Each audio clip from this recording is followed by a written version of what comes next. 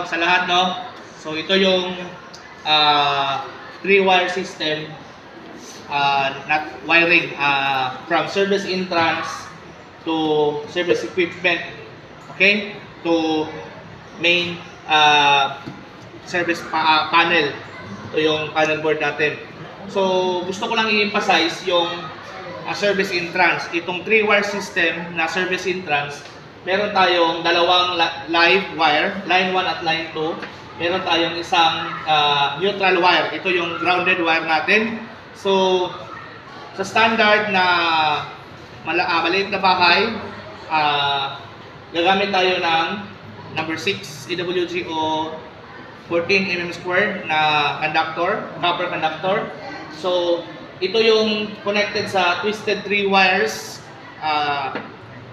from service post. Yung service track natin na tatlong wire ko-connect dito. Tapos dito sa ating meter base socket, ang dalawang linya, itong dalawang block ay connected dito sa line 1 at line 2 ng ating meter base. Dito naman sa ilalim itong ating neutral, which is grounded dito sa ating ground terminal, ground clamp natin. Tapos patungo yan sa ating service equipment or disconnect. So dito sa disconnect natin, meron tayong linya dito, dalawa sa circuit breaker. Tapos ito, here, yung ating white conductor ay nandyan sa terminal lag, kasama na yung green itong service, I mean the equipment grounding natin.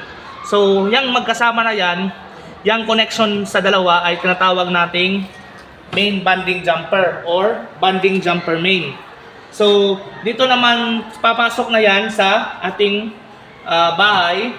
So dito na hindi na magtatagpo yung ating neutral at ang ating grounding. Separate na sila. Dapat hindi magkasama ang ating equipment grounding, which is the green wires, at yung ating neutral wire, which is grounded wire. Okay? So laging tandaan, equipment grounding wires and grounded wires are different. So itong grounded wire natin, which is the neutral, is current carrying conductor. Tapos ito namang dalawang itim, line 1 at line 2, ito yung 220 volts. Kapag kukuha tayo ng isa dito sa white, tapos kukuha din tayo ng isa sa black, either this one and this one, so meron tayong 120. Okay? 110 volts AC. Tapos, itong wires na green, patungo na yan sa ating mga metal boxes na installed sa ating bahay. Okay?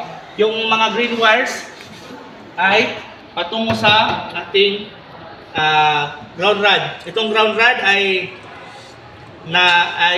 nakadiin sa ating ground about 1 meter. Okay? So connected dyan dito sa ating ground clamp. Okay? So yan po ang ating service entrance 3-wire system. Meron tayong dalawang live, isang neutral grounded, at meron tayong main bonding jumper sa ating service equipment. Ang ating service equipment or disconnect ay ginagamitan natin ng NEMA 3R na box. Ang NEMA 3R ay hindi weatherproof. Ito, weatherproof. Kasi outdoor ito yung i-install. Tapos, gumamit din tayo ng liquid tight, flexible metallic conduit. At yung mga connectors din natin ay liquid tight, hindi mapapasukan ng tubig. Okay? Pero kung hindi tayo gagamit ng liquid tight, mas mabuting threaded yung ating pipe o ating RSC, rigid steel conduit. Tapos, naka-sealed dapat sa mga connections niya, sa mga butas niya. Okay? So, ito yung ating metro. Yan ang complete example natin sa ating 3-wire system service entrance. From service entrance to service disconnect and going to ating paddle board sa bahay. Okay? So, thank you so much.